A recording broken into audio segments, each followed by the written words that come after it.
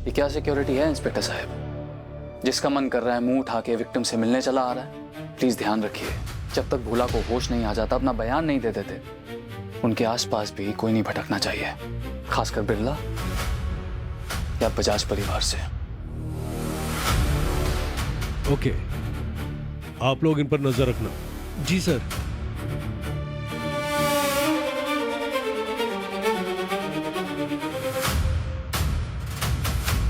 ये रजत पाटिल टीचर है या पुलिस? वेद के पीछे ही पड़ गया है। वेद को जेल से बाहर निकालने का कोई ना कोई रास्ता तो ढूंढना ही पड़ेगा।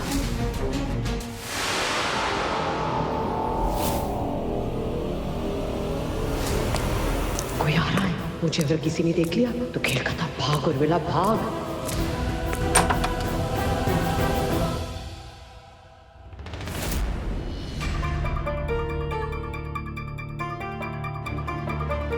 रूम के बाहर सिक्योरिटी को और टाइट कर दो, समझ गए? जी साहब।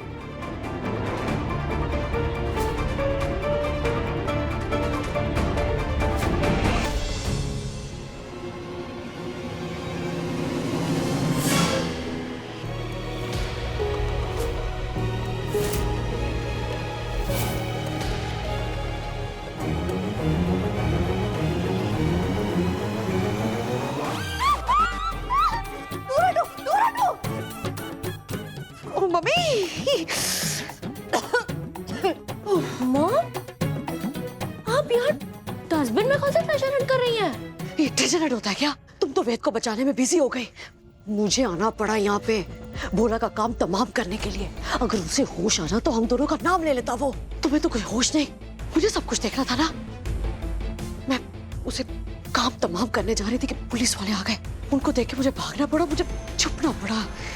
गॉड मॉम, आप और आपके प्लान्स ना बिल्कुल यूजलेस होते। नहीं, डॉक्टर ने क्या बोला? भोला की कंडीशन वैसे ही बहुत क्रिटिकल है, हो सकता है कि वो ऐसे ही मर जाए। फिलहाल क्या इंपॉर्टेंट है? वेद को बचाना। सुन सुन, तू घर जा रही है ना, मुझे भी साथ ले जा प्लीज। प्लीज मॉम, मैं आपको अपने साथ नहीं लेके जा सकती वरना मैं बेहोश हो जाऊंगी। I can't take you, please you go. मैं तेरी माँ हूँ। ठीक कहते हैं सारे, बुरा वक्त हो ना तो अपनी औलाद पे साथ नहीं देती। मम्मी,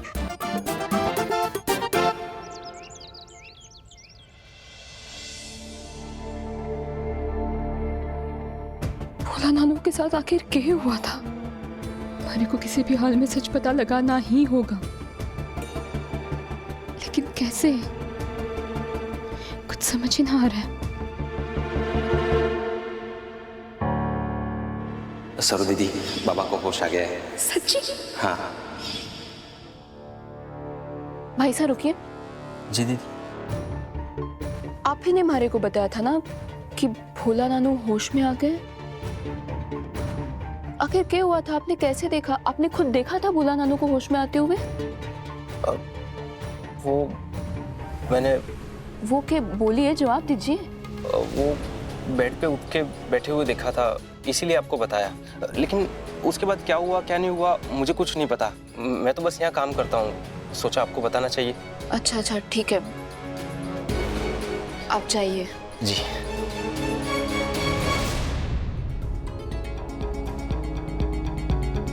बिना बात के घबरा गए बेचारे। लेकिन आखिर भोला नानू के साथ क्या हुआ? एक काम करती हूँ, मैं खुद ही उस कमरे में जाके देखती हूँ। क्या पता शायद हमारे सवालों के जवाब मिल जाए, कोई सुराग, कोई सबूत कुछ मिल जाए।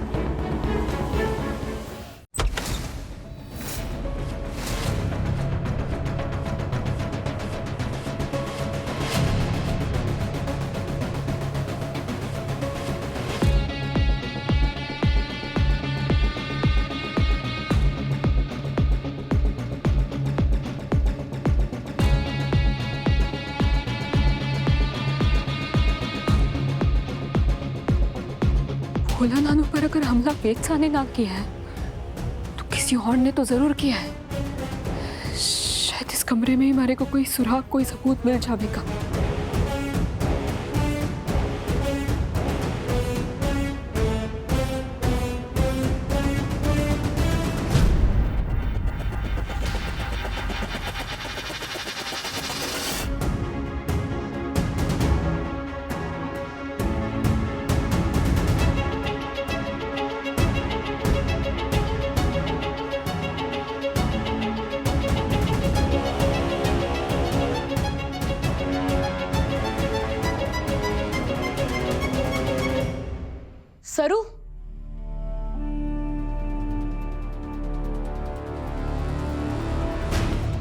सरो, वेदसा की बेगुनाही का कोई सबूत मिला? ना फुल्ला, कुछ ना पता चला, समझ ही ना आ रहा है। सरो, ये लिपस्टिक तो मैंने टीना को दी थी। ये? हाँ, अरे पूजा भाभी साना टीना को बहुत डांट रही थी। फिर टीना बहुत नाराज हो गई थी तो मैंने सोचा कि मैं उसे ये लिपस्टिक दे देती हूँ।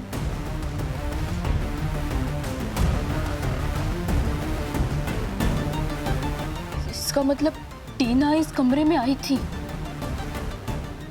कहीं उसने कुछ देखा तो ना?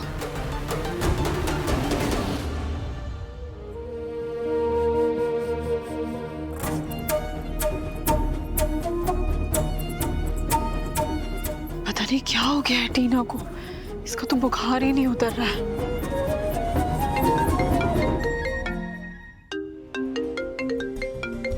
सरो का फोन। हेलो पूजा भाभी साहब, हमारी बात टीना से हो सके कि? सरो, टीना जब से पार्टी से आई है पता नहीं बहुत अजीब सा बिहेव कर रही है, डरा डरा सा,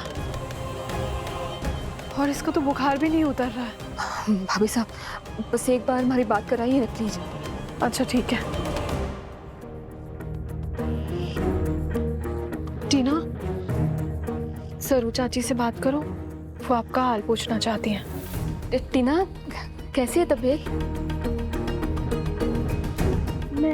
मैं ठीक हूँ। अच्छा सुनना हमारी बात, जिस कमरे में नानो सा थे, क्या तू बैठे गई थी कि तूने कुछ देखा हो, कुछ हुआ हो, थारे को कुछ याद है के?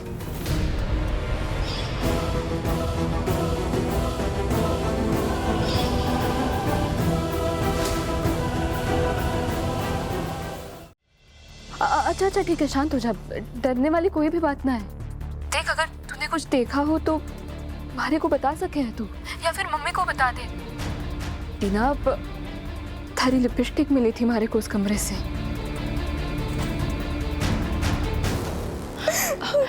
अच्छा कोई बात नहीं, रिलैक्स रिलैक्स।